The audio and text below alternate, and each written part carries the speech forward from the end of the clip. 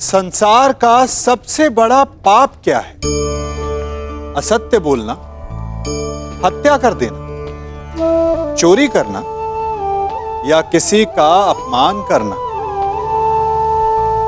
संसार का सबसे बड़ा पाप है किसी निर्बल को सताना, और संसार का सबसे बड़ा दंड भी उस निर्बल के मुख से निकली हाय है। आप देख रहे हैं मैं क्या कर रहा हूं? मैं लौह पिघला रहा हूं, और ये लौह पिघलता है इस चमड़ी की बनी धोनकी से निकली हवा से। तनिक सोचिए, एक मृत पशु की खाल से बनी धोनकी इतने कठोर लोहे को भस्म कर सकती।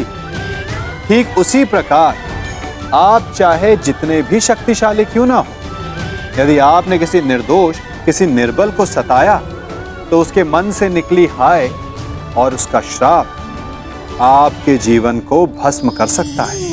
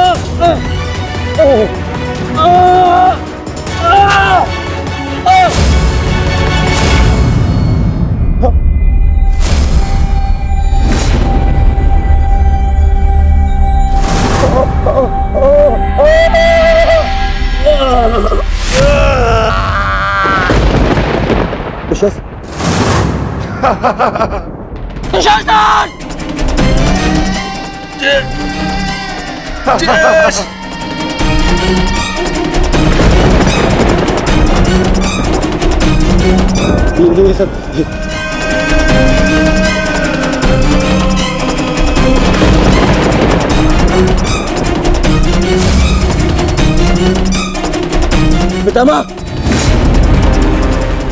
मेरे होने वाले मामा श्री, क्या हो रहा है? मैं कहाँ हूँ?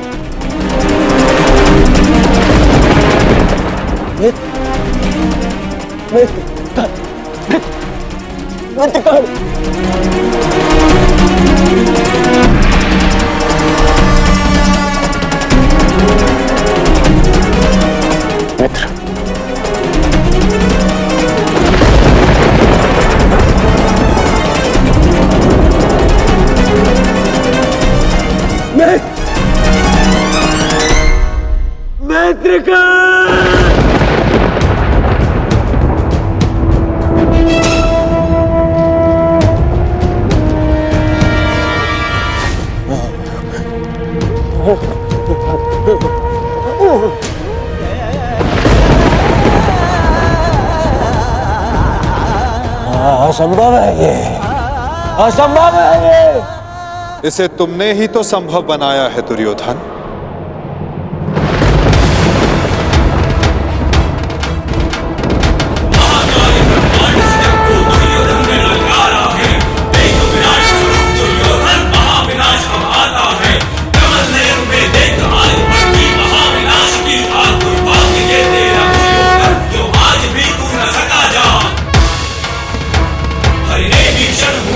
किया अपना स्वरूप विस्तार किया, काफी इशारे दिल कर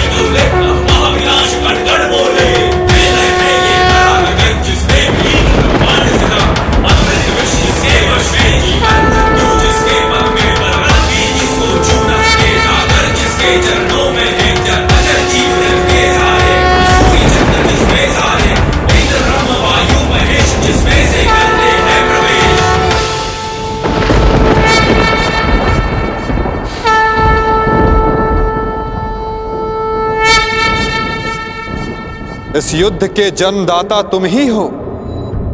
ध्यान से देखो इसे, ये कुरुक्षेत्र है।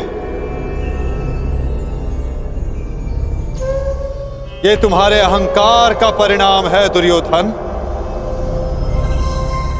तुम्हारे छल का निष्कर्ष है ये तुम्हारे मद का, तुम्हारे कर्मों का फल है दुर्योधन। ये उस पाप का परिणाम है दुर्योधन जो भरी सभा में याज्ञसेनी के साथ हुआ।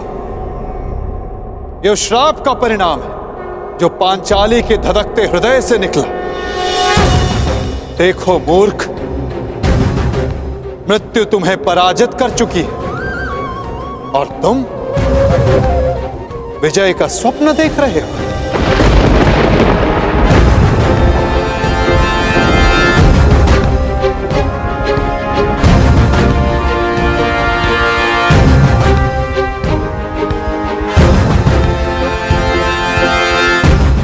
ये सब माया है, ये सब माया है। माया नहीं दुर्योधन, तुम्हारे कर्मों की छाया है ये। यही तुम्हारा भविष्य है, यही तुम्हारा प्रारब्ध, यही अंत है कुरुवंश का। युद्ध की चाह थी ना तुम्हें, महाविनाश देखने की इच्छा थी तुम्हें। ठीक है, युद्ध मिलेगा तुम्हें, महाविनाश देखोगे तुम। तुमसे पहले भी बहुत अहंकारी आए और उनका भी अंत मैंने इसी प्रकार किया। मनुष्य क्या, मैं तो सौर मंडल का सृजन और विनाश करता हूं। देखना चाहोगे तो देखो।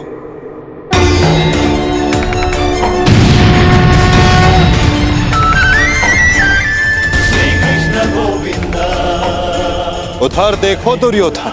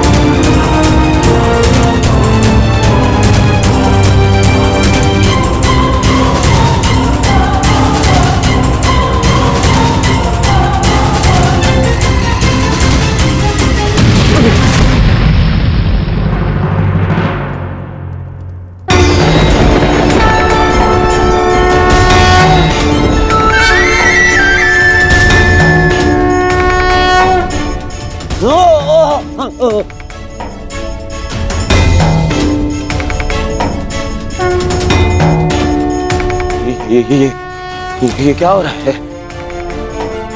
नहीं, ये सब मिथ्या है। ये मिथ्या है। ये मिथ्या तुम्हारा अहंकार है दुर्योधन। मिथ्या ये सभा है। सत्य तो वो है जो तुम कभी समझ ही नहीं पाए। वो सत्य जो मैंने अभी तुम्हें दिखाया।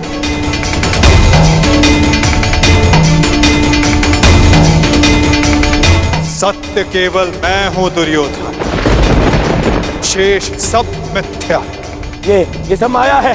तुम साधारण मनुष्य हो और कुछ नहीं हो। आश्चर्य है, परंतु इसमें तुम्हारा क्या दोष? जब मनुष्य में अहंकार, तो वो सत्य केवल आकार से पहचानता है। तो आकार देखो दुर्योधन।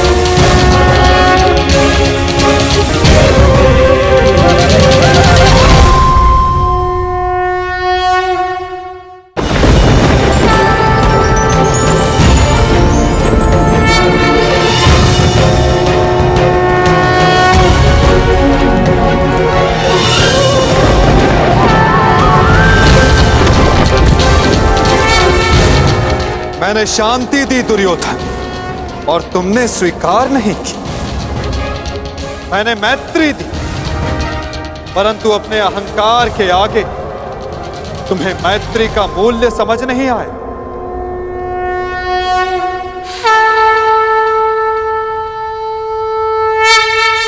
मैं प्रेम लाया था परंतु तुमने युद्ध मांगा दुर्योधन। तो सुनो, अब युद्ध होगा।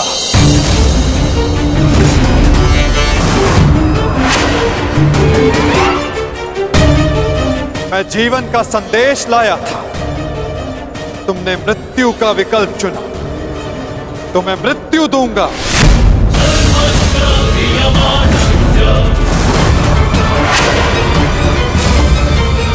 तुम्हें अनुमान नहीं दुर्योधन कि यह युद्ध कितना भयंकर होगा। महासंहार होगा, पापियों के प्रत्येक भागीदार का अंत होगा यह महाभारत।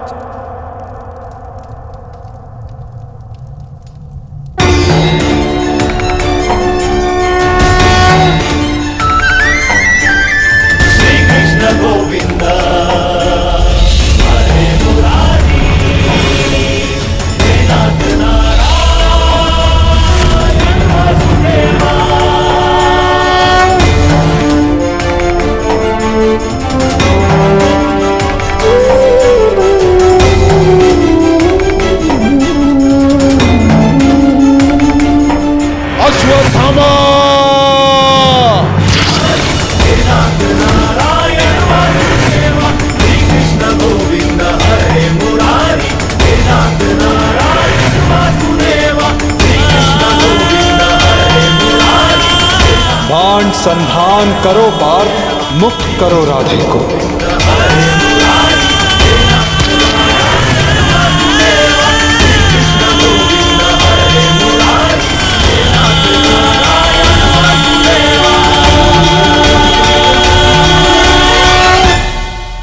सभा में इतनी शांति क्यों है? कोई बताएगा मुझे आखिर हो क्या रहा है? सत्य देखने के लिए तन की दृष्टि की नहीं, मन की दृष्टि की आवश्यकता होती है धृतराष्ट्र। नियति ने तुम्हें दृष्टि नहीं परंतु आज इस क्षण के लिए मैं तुम्हें दृष्टि देता हूं। कदाचित तन की दृष्टि से देखकर तुम मन की दृष्टि का सत्य समझ पाओ धृतराष्ट्र।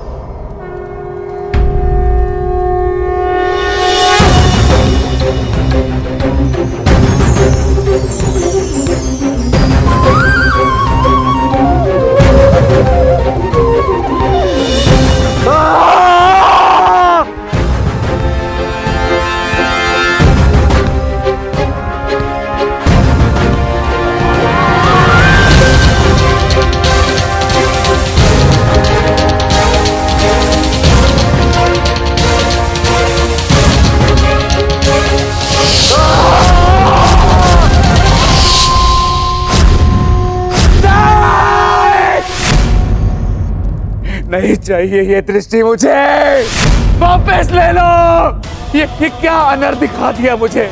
वासुदेव ले लो, वापस ले लो।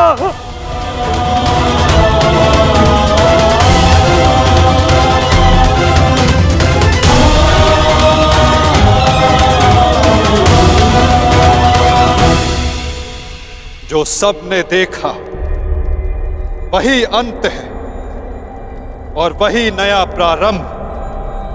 परंतु ये आप सबको स्मरण तब होगा जब ये वास्तविक में आप सबके साथ घटित होगा।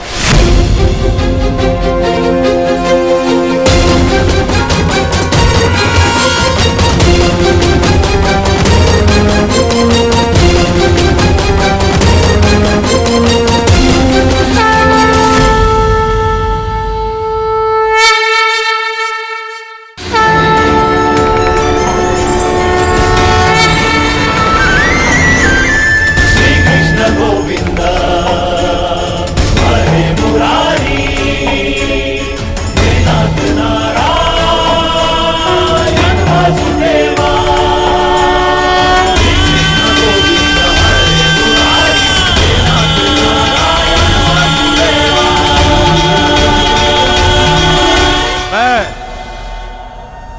वासुदेव इस महायुद्ध, इस महाभारत की घोषणा करता हूं।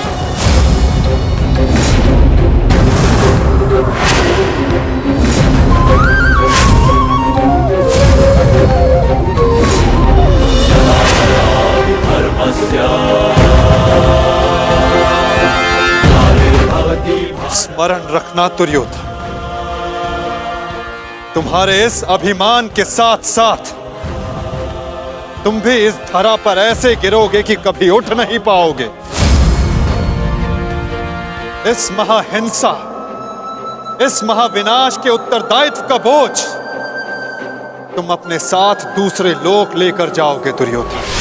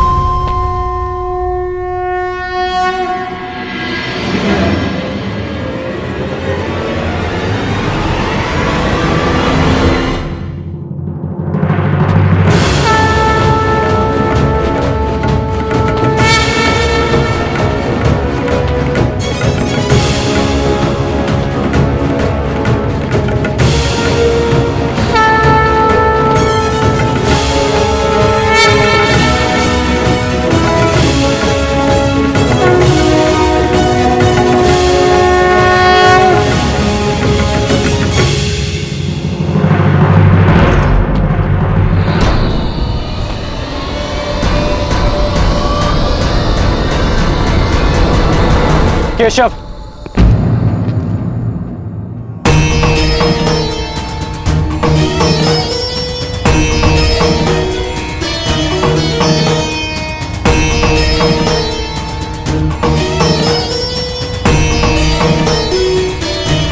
मुझे सदा से भान था कि आप साधारण मनुष्य नहीं हैं।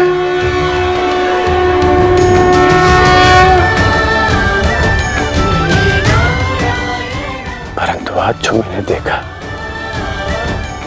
उसके पश्चात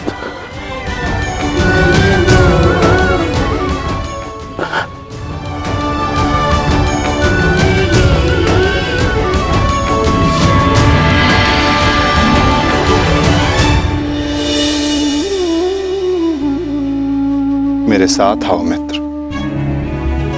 ये स्थान अब वार्ता करने के लिए उचित नहीं रहा। यहां शब्दों का कोई मोल नहीं। यहां शब्द केवल सुने जाते, समझे नहीं जाते। आओ मेरे साथ।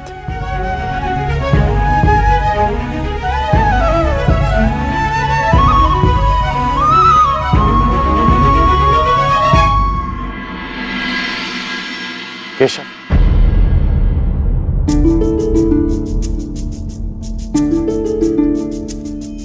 शांति न्याय एक बार आप मेरे सारथी बने थे, आज ये गौरव मुझे दीजिए केशव। बुद्धि कर्म प्रीति में। तुम्हें सारथी के रूप में पाकर गौरवान्वित तो मैं हो जाऊंगा मित्र। कृष्णा कहो या कर्ण कहो, है दोनों एक समान। ठीक है। कृष्णा कहो या कर्ण कहो, है दोनों एक समान।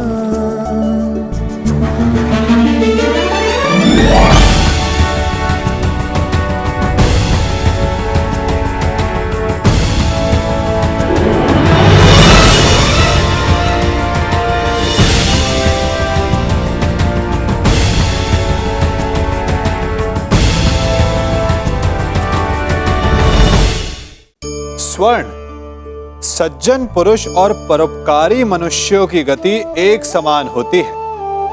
यदि स्वर्ण टूट जाए तो उसे गर्म करो, ताप दो, पिघल कर वो फिर से जुड़ जाता है। ठीक उसी प्रकार मतभेद होने के पश्चात भी एक सज्जन पुरुष और महान पुरुष फिर से मित्र बन जाते हैं। परंतु दुर्जन दुष्ट माटी से बने लोग उस पके हुए मटके के समान होते हैं कि जिनमें यदि एक बार दरार आ जाए तो वो स्वयं ही स्वयं का सर्वनाश कर लेते हैं। इसलिए मित्रता केवल सज्जनों से ही करें ताकि मतभेद ना हो। दुष्टों का समूह अपना नाश स्वयं ही कर लेता है। यदि कोयले की खान में जाओ तो चाहे जितनी भी सावधानी बरतो, अपने वस्त्रों पर कालिख लग ही जाती है। इसलिए दुष्ट मित्रों से सावधान। सज्जन शत्रु प्रत्येक परिस्थिति में श्रेष्ठ है। कह दो मित्र, जो कुछ भी तुम्हारे मन में। आप ही पढ़ लीजिए ना केशव कि क्या है मेरे मन में। मैं तुम्हारा मन पढ़ सकता हूं मित्र, परंतु जैसे कि मैंने पहले भी कहा था, मुझे तुम्हारे मुख से सुनना अच्छा लगता है। अब कह भी दो मित्र, क्या है तुम्हारे मन में? इस समय जो मेरे मन में चल रहा है वो ये है कि आपने मुझे पांडवों के पक्ष में आने का प्रस्ताव दिया था। हाँ, और तुमने उस प्रस्ताव को अस्वीकार कर दिया था। हाँ, परंतु मैंने कभी नहीं सोचा था कि मेरा ये निर्णय मुझे आपके विपक्ष में खड़ा कर देगा केशव। आपको तो युद्ध का परिणाम पता है ना केशव। किसी अनहोनी के होने से पहले उसका ज्ञात हो जाना, क्या वो आपको पीड़ा नहीं देता केशव? मनुष्य संतोष से इसलिए जीता है क्योंकि वो नहीं जानता कि अगले पल क्या होने वाला है। वो नहीं जानता कि वो जीवित रहेगा या वो मर जाएगा। परंतु यदि उसे ज्ञात हो जाए कि अगले पल क्या होगा या वो कब मर जाएगा, तो आपको नहीं लगता कि उसके आने वाले पल भय और चिंता में बीतेंगे?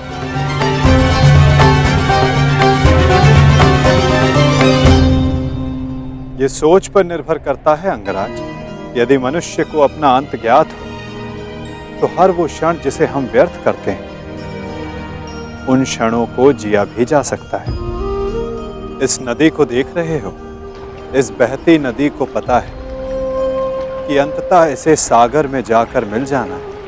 अधिक ज्ञान पीड़ादायी नहीं होता मित्र। अधिक ज्ञान उचित निर्णय लेने में सहायता करता है। यदि तुम्हें भी भूत और भविष्य का कुछ अधिक ज्ञान होता तो कदाचित तुम भी अधिक न्यायपूर्वक निर्णय कर पाते। आपका मंतव्य यही है ना कि पांडव उचित हैं और दुर्योधन अनुचित?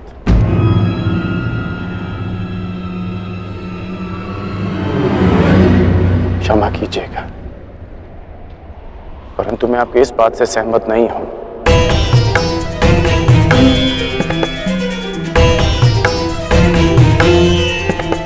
मुझे लगता है केशव कि दोनों अपने अपने स्थान पर दोषी हैं।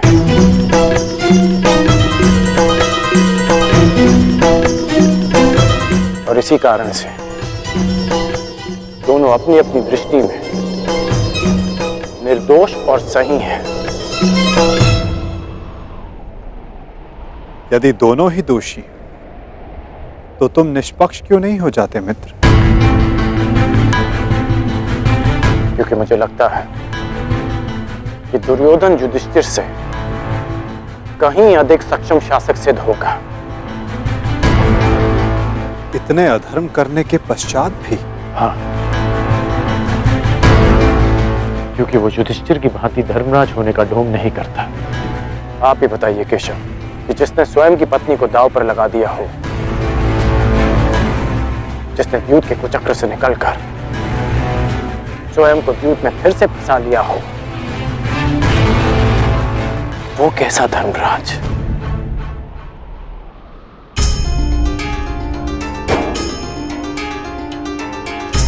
युधिष्ठिर की असमर्थता के कारण।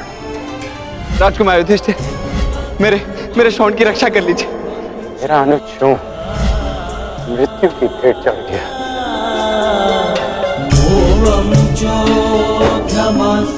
जब मुझे सूत पुत्र कहकर रंगभूमि की स्पर्धा में भाग लेने के लिए अयोग्य घोषित कर दिया गया था, राजकुमार के साथ द्वंद्व की अनुमति एक सूत पुत्र को नहीं दी जा सकती।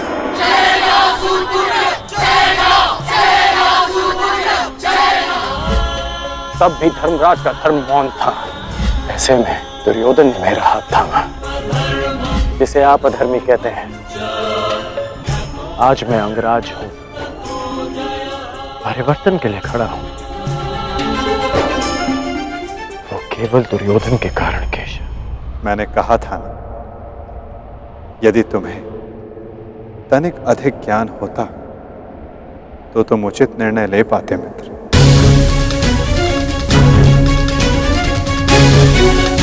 मैं समझा नहीं। तुम सदा स्वयं को सूत पुत्र समझते आए होकर, और यदि तुम्हारा ये ज्ञान मिथ्या हुआ तो? मिथ्या? हाँ कर, क्योंकि तुम्हें तो पता ही नहीं कि तुम वास्तव में हो कौन। मुझे ज्ञात है कि मैं कौन हूं, और मुझे गर्व है कि मैं अधिरथ पुत्र कर्ण हूं, राधे पुत्र कर्ण हूं, सूत पुत्र कर्ण हूं।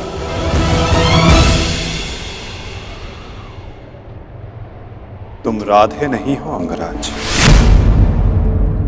तुम अधिरथ पुत्र नहीं, तुम सूत पुत्र नहीं।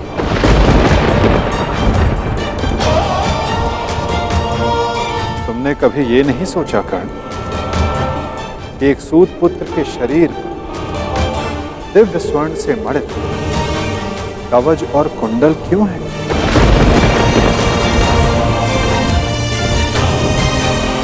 तुम्हारे मन में यह प्रश्न कभी नहीं उठा कि एक साधारण से सारथी के पुत्र के पास ये कवच और कुंडल क्यों है?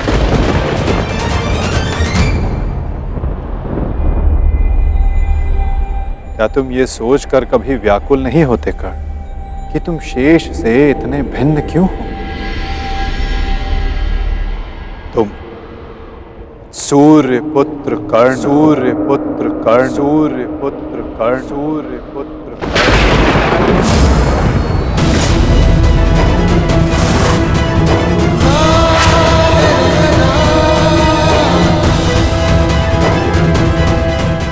स्वयं सूर्य नारायण के अंश हो तुम कर्ण।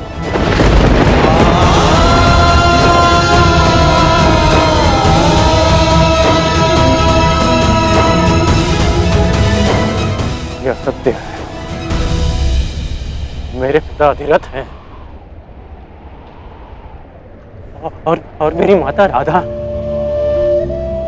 सत्य से भागो मत कर्ण, और सत्य यही है कि अधिरथ तुम्हारे पालक पिता हैं। तुम उन्हें गंगा किनारे मिले थे, कभी सोचा नहीं कि क्यों सूर्य का तेज तुम्हारे मुखमंडल पर रहता है? कभी अनुभव नहीं किया मित्र कि क्यों सूर्य का ताप तुम्हारे शरीर पर स्निग्धता का अनुभव कराता है? तब भी समझ नहीं आया तुम्हें जब दिग्विजय करते समय पांचाल युद्ध में क्यों शत्रु पक्ष पर सूर्य देव का ताप बरस रहा था? क्योंकि तुम अधिरथ पुत्र नहीं, तुम सूर्य देव का आशीर्वाद हो कर्ण।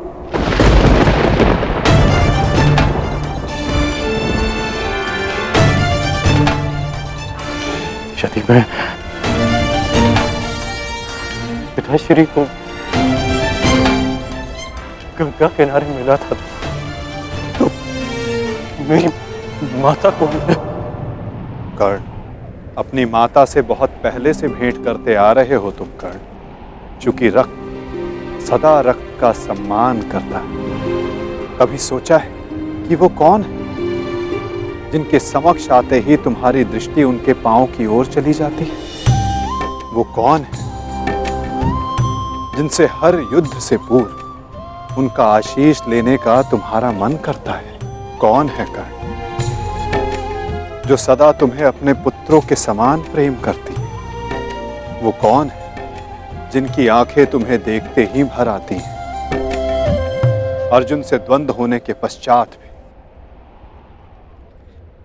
तुमने कभी पांडवों का अहित नहीं चाहा, कभी उनकी रक्षा की, कभी उन्हें चेतावनी दी। क्यों कर्ण? इसलिए नहीं कि तुम न्याय चाहते थे, अपितु इसलिए कि तुम्हारी धमनियों में बहता हुआ रक्त तुम्हें पुकार रहा था। हाँ कर्ण, तुम राधे नहीं कुंती पुत्र हो, पांडवों के ज्येष्ठ हो। हाँ कर्ण, बुआ कुंती ही तुम्हारी माता है और तुम उनके ज्येष्ठ पुत्र।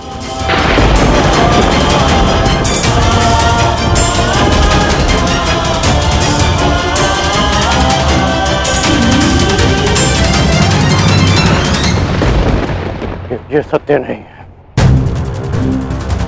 कह दीजिए केशव कि यह सत्य है। आप चाहते हैं ना कि मैं पांडवों के पक्ष में हो जाऊं, अपने मित्र का साथ छोड़ दूं, इसलिए आप मेरे साथ छल कर रहे हैं।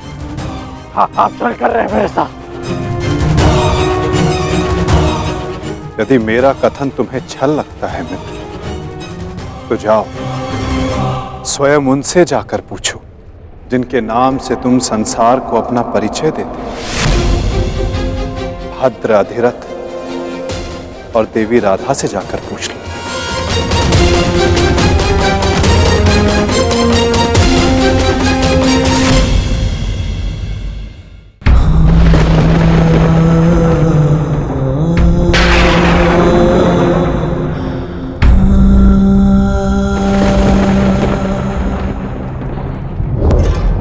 आ गए?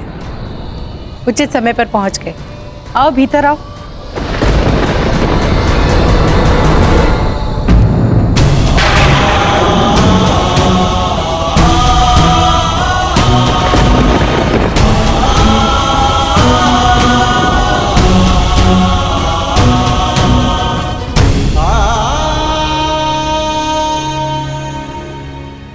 क्या हुआ पुत्र?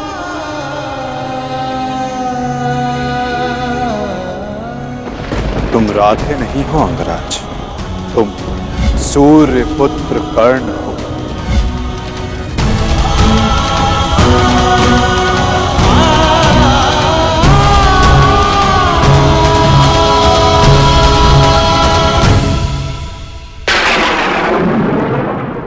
एक बार फिर से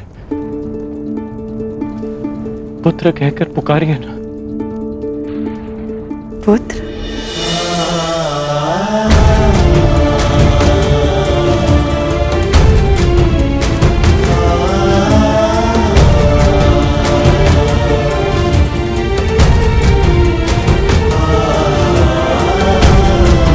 क्या हुआ पुत्र? तुम इतने व्यथित क्यों हो? क्या हुआ? मैं व्यथित था अपने ही माता। मैं समझ गया कि ये वासुदेव का खेल है। वो मेरे साथ खेल खेल रहे हैं माता। खेल? कैसा खेल? क्या विनोद किया केशव ने? बहुत भारी विरोध किया उन्होंने। उनका कहना है कि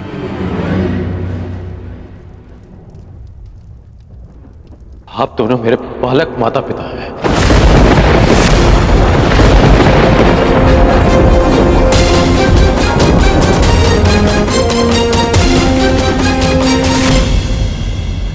मैं पिताश्री को गंगा तट पर मिला था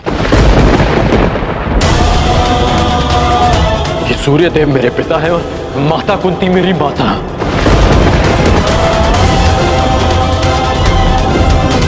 परंतु मुझे विश्वास है कि यह सत्य है।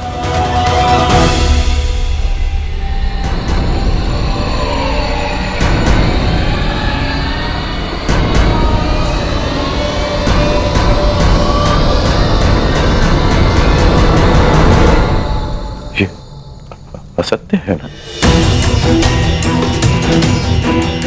मैं आप ही का पुत्र हूं।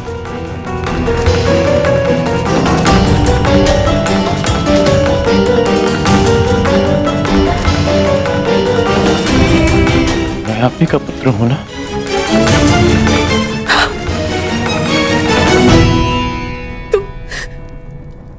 तुम मेरे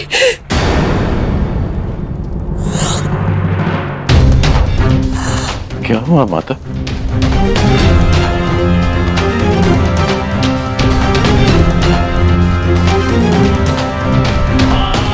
क्या हुआ पिताश्री? आप दोनों मौन क्यों हैं? कहिए ना कि आप ही मेरी माता है। कहिए ना कि मैं आपका पुत्र हूं। कहिए ना कि आप मेरी माता है। कहिए ना कि आप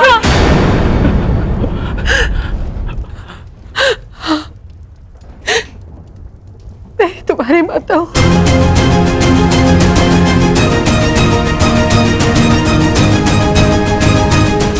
परंतु दात्री नहीं।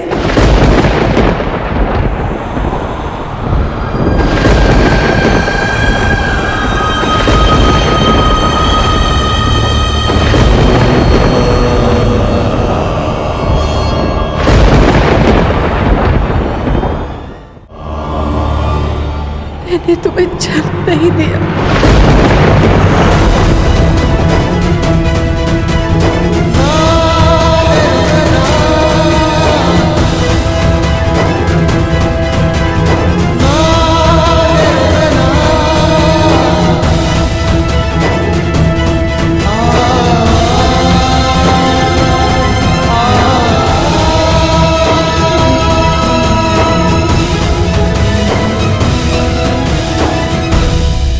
इतने वर्षों से हमने तुमसे ये सत्य छुपा कर रखा कि देवी कुंती तुम्हारी माता है। इसी कारण हम न तुम्हें धनुर्विद्या सीखने देना चाहते थे और न रणभूमि में जाने देना चाहते थे, क्योंकि देवी कुंती तुम्हारी जन्मदात्री है। केशव ने तुमसे कदाचित असत्य नहीं कहा। तुम मेरे पुत्र नहीं।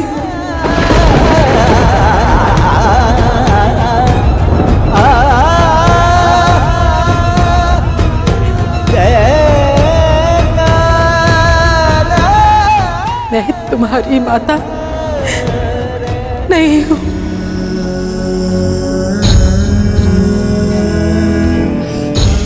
आप असत्य कह रही हैं कि आप मेरी माता नहीं हैं। यदि ऐसा होता तो क्यों बचपन में जब मुझे भूख लगती थी तब आपको स्वयं ज्ञात हो जाता था? जब मुझे निद्रा आती थी तो कौन मुझे अपनी गोद में सुलाता था?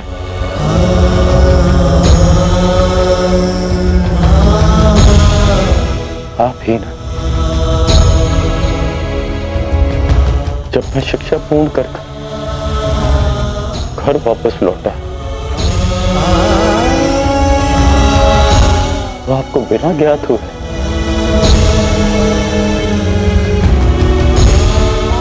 कैसे पता चल गया कि मैं आ गया और आपने अधिक भोजन बनाया?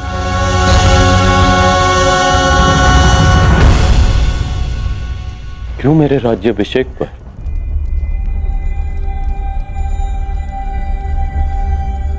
पिताश्री के शपथ देने के पश्चात भी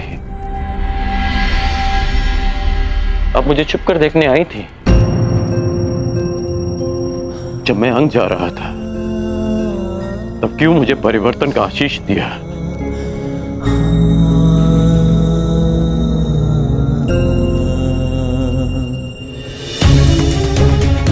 क्यों असत्य कह रही है आप मुझसे? इसीलिए ना कि मैं इस युद्ध में भाग लाया हूं। ठीक, मैं इस युद्ध में भाग नहीं लेता। मैं सदा ही आपके चरणों में बैठा रहूंगा। मैं यहां से कहीं नहीं जाऊंगा। बस इतना कह दीजिए कि आप ही मेरी माता। कह दीजिए।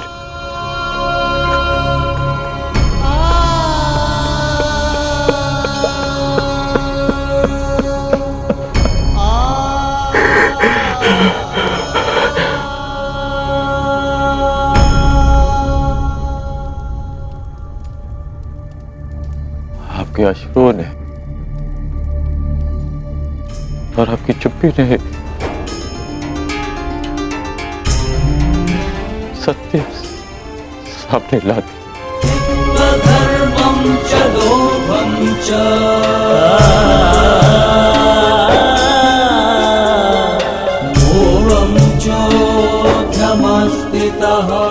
धन्य है आप तो।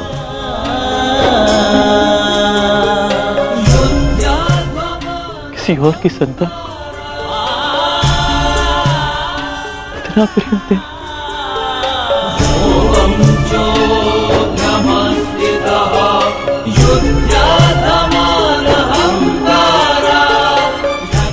मैं आपका ऋण कभी नहीं उतार पाऊंगा।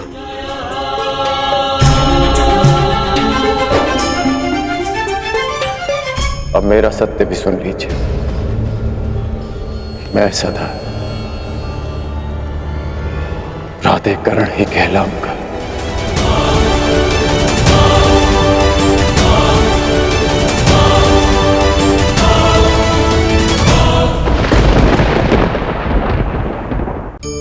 प्रत्येक मनुष्य सफलता पाने के लिए कार्य करता है। कुछ सफल होते हैं, कुछ नहीं होते, और जो सफल नहीं होते वो सदा अपनी असफलता का कारण या तो अपनी परिस्थितियों को बताते हैं या अपने सहयोगियों को दोषी ठहराते हैं। परंतु क्या वास्तविकता में ऐसा ही होता है? क्या कोई परिस्थिति या कोई व्यक्ति किसी की असफलता का कारण बन सकते हैं? उत्तर हां भी है और ना भी। कैसे? आप इस तितली को देख रहे हैं? आपने एक मक्खी को भी देखा होगा। प्रकृति ने दोनों को समान गुण दिए हैं रस पान करने का। एक तितली फूलों पर जाकर उसका रस लेती है और इस अवस्था में नए फूल खिलने की व्यवस्था भी करती है। और मक्खी घाव पर बैठती है, घाव को सड़ाती है और रोग भी फैलाती है। यदि इसमें किसी बात का अंतर है तो केवल सोच का। यदि आप उचित मार्ग चुनेंगे तो आपको सफलता मिलेगी, आप में उत्साह बढ़ेगा, और यदि आप अनुचित मार्ग चुनेंगे तो आपको असफलता मिलेगी, निराशा मिलेगी। अब उचित मार्ग चुनना है या अनुचित मार्ग, ये निर्णय तो आप पर निर्भर करता है। मैं सदा प्राधिकरण ही कहलाऊंगा।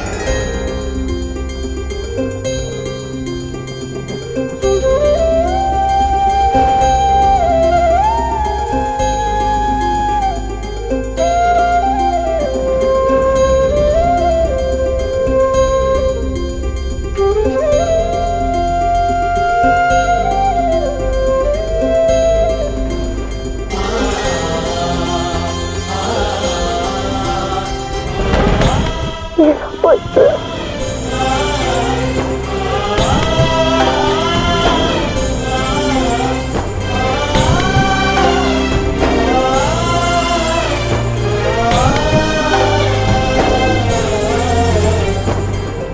जा रहे हो पुत्र? उनके पास जो मेरे प्रश्नों से भयभीत होकर छिपकर बैठे हैं, सूर्य देव के पास।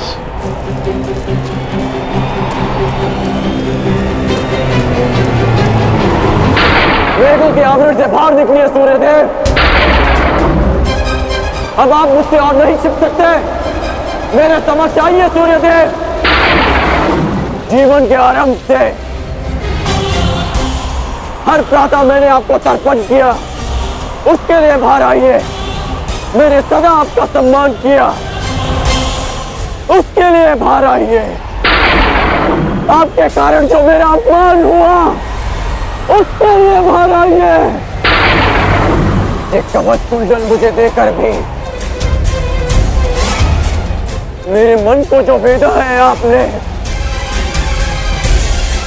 उस पीड़ा के कारण बाहर आइए।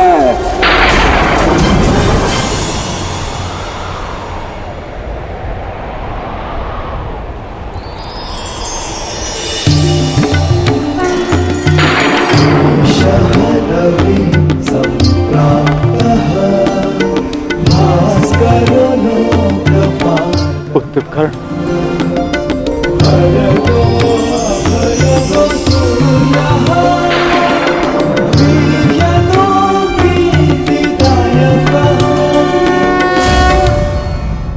पुत्र मैं ये तो मैं जान गया कि मैं आपका पुत्र हूं। आगे कहिए सूर्यदेव।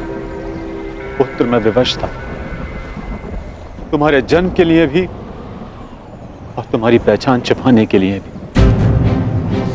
महर्षि दुर्वासा ने देवी कुंती की सेवा से प्रसन्न होकर उन्हें यह आशीर्वाद दिया कि वो जिस भी देवता का आवाहन करेंगी वो उन्हें पुत्र देंगे। देवी कुंती बालिका थी, उन्हें लगा कि कहीं ये वरदान मिथ्या तो नहीं, और उन्होंने खेल खेल में मुझे ये आह्वान दिया और वरदान से विवश होकर मुझे उन्हें अपना अंश देना पड़ा।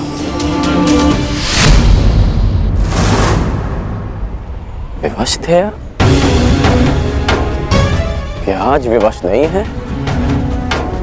माता कुंती को मुझे अपनाने में समाज का भय था, परंतु आपको किस बात का भय था? आपने मुझे सत्य क्यों नहीं बताया? संसार भर को प्रकाश देने वाले ने अपने ही अंश को अंधकार में रखा। क्यों? जब संसार मुझे सूत पुत्र कहकर नीचा दिखाता रहा, तब आपकी दृष्टि क्यों नहीं झुकी? जब सब मुझसे मेरा अधिकार छीनते रहे, तब आपके अहंकार को ठेस क्यों नहीं पहुंची? क्यों तब तक आप मेरी प्रतीक्षा करते रहे, जब तक मुझे स्वयं ज्ञात हो गया कि मैं आपका पुत्र हूं? क्यों मुझसे सत्य को दूर रखा आपने? क्यों?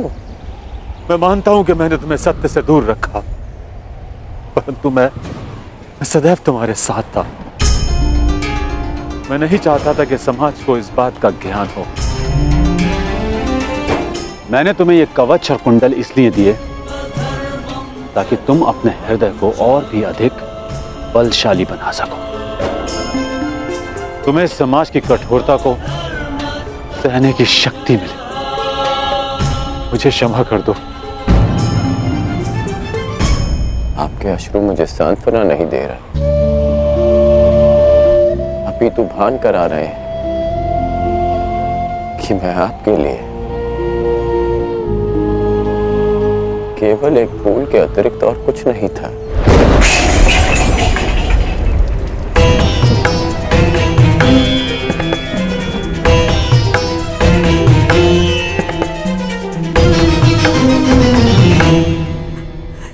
हे ईश्वर, मेरे पुत्र की सहायता करना।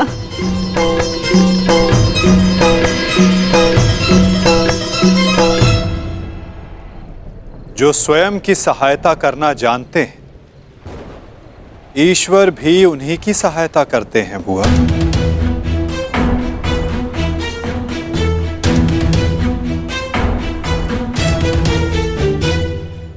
मैं सदा आपकी पूजा करता रहा, आपको तर्पण देता रहा, और भविष्य में भी मैं ऐसा ही करूंगा। मैं सदा आपका सम्मान करूंगा, क्योंकि मेरे लिए आप सदैव सबसे शक्तिशाली रहे।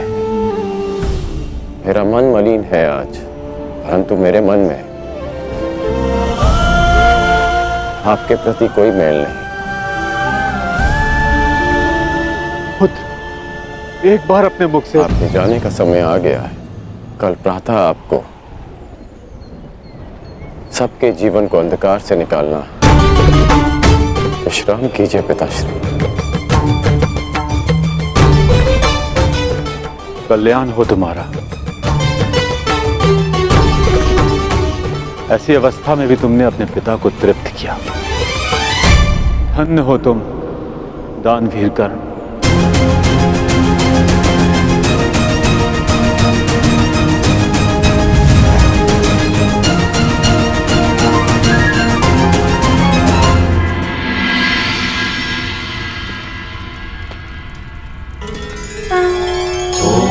अब आप और कितना व्यथित रहेंगी बुआ?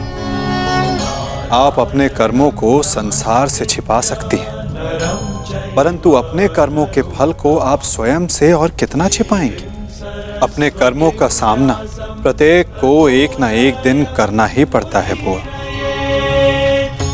परंतु उसका सामना कैसे करूंगी? क्या कहूंगी उसे इसके समक्ष आकर?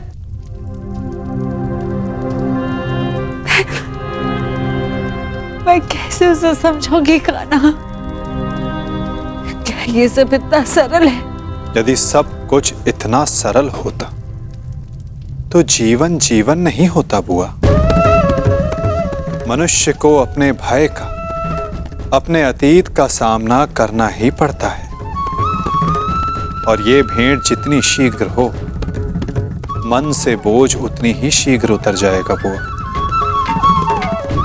जाइए बुआ, समय आ गया है सत्य का सामना करने का। समय आ गया आपको आपके ज्येष्ठ पुत्र से मिलने का।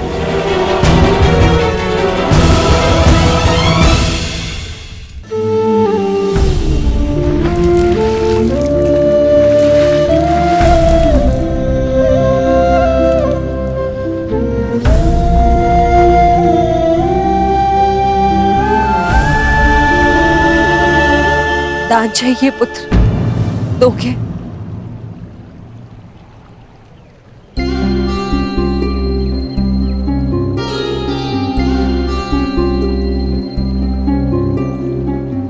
सुना है प्रातःकाल सूर्य को अर्घ देते समय यदि तुमसे कोई कुछ भी मांगे तो तुम कभी मना नहीं करते, उसकी इच्छा पूरी करते हो। इसलिए मैं भी कुछ मांगने तुम्हारे समक्ष आई हूं।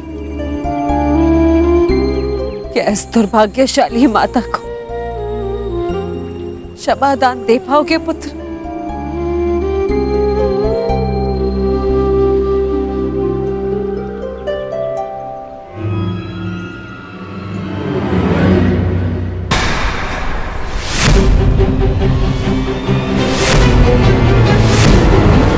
क्षमा प्रार्थी तो मैं हूं राजमाता।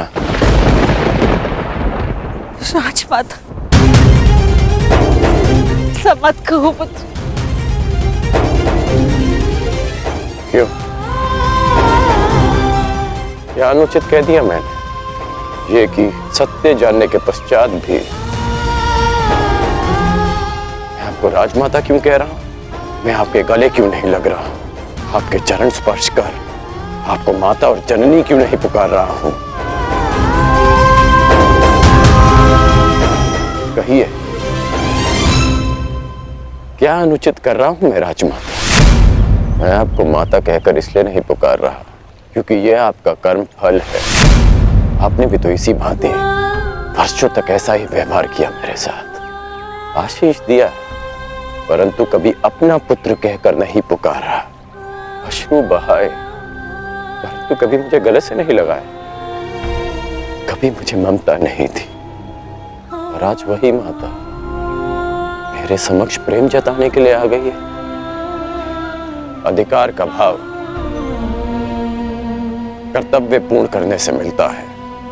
आपने अपना कर्तव्य कभी पूर्ण नहीं किया। आज अधिकार जताने क्यों आ गए? मुझ पर आरोप लगाने से पूर्व मेरी व्याथा तो सुन लो पुत्र। मैं विवश थी जब तुम्हारा जन्म हुआ। मैं अविवाहित थी पुत्र। क्या करती मैं? मुझे तुम्हें त्यागना पड़ा। विश्वास मानो पुत्र। अनजाने में हुए अपराध का बोझ मैं आज तक अपने कंधे पे लिए हूँ।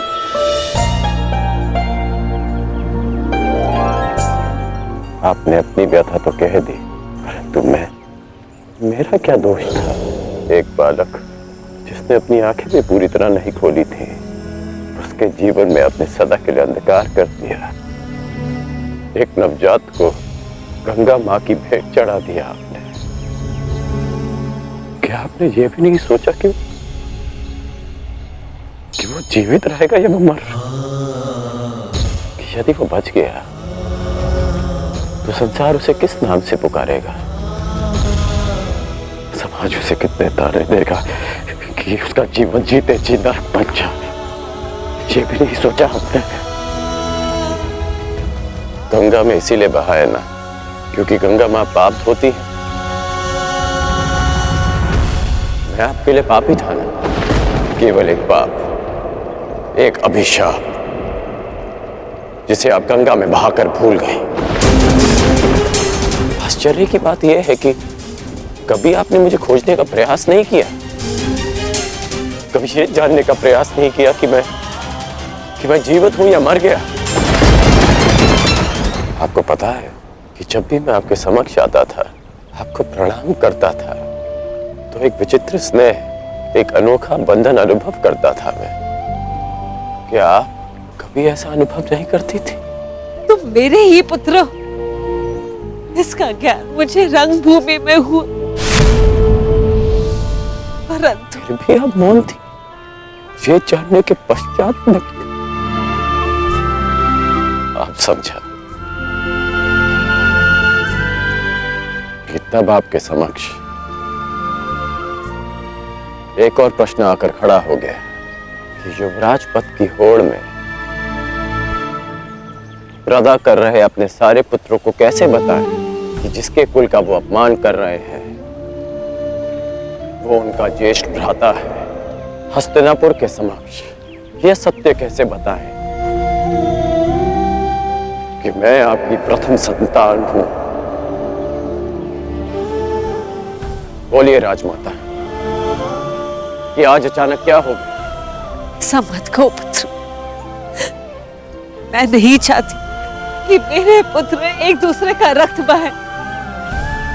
मुझसे सहन नहीं होता पुत्र, मुझसे सहन नहीं होता। समझ गया कि आप यहां मेरे लिए नहीं, अर्जुन के लिए आई। कि आप मुझसे क्षमादान मांगने नहीं, अर्जुन का जीवन दान मांगने आई। कि आप मुझसे क्षमादान मांगने नहीं, अर्जुन का जीवन दान मांगने आई। आप यहाँ इसलिए आई कि मैं अर्जुन का वध ना करूं। ऐसा मत कहो पुत्र। मैं नहीं चाहती कि मेरा कोई भी पुत्र एक दूसरे का वध करे। ठीक है, समस्त हस्तिनापुर के समक्ष ये स्वीकार कर सकती हैं कि मैं आपका ज्येष्ठ पुत्र हूं।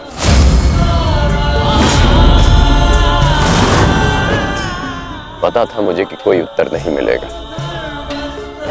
मेरे जीवन पर अनेक बार संकट आया, तब आपकी ममता नहीं जागी। परंतु आज जब अर्जुन के जीवन पर संकट आया, तब आप अपनी लज्जा, अपना सम्मान सब भूलकर मेरे पास आ गए।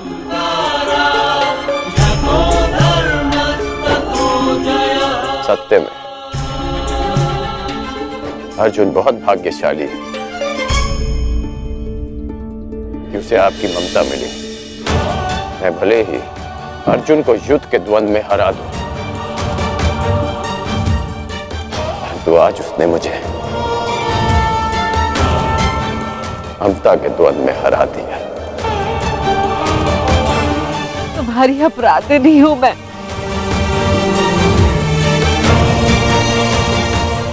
इस अपराध बोध को और मत बढ़ाओ।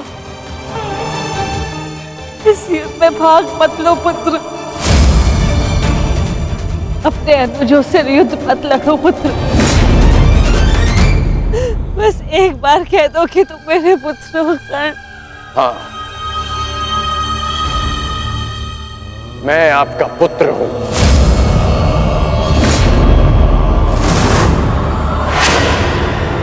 किंतु आप मेरी माता नहीं।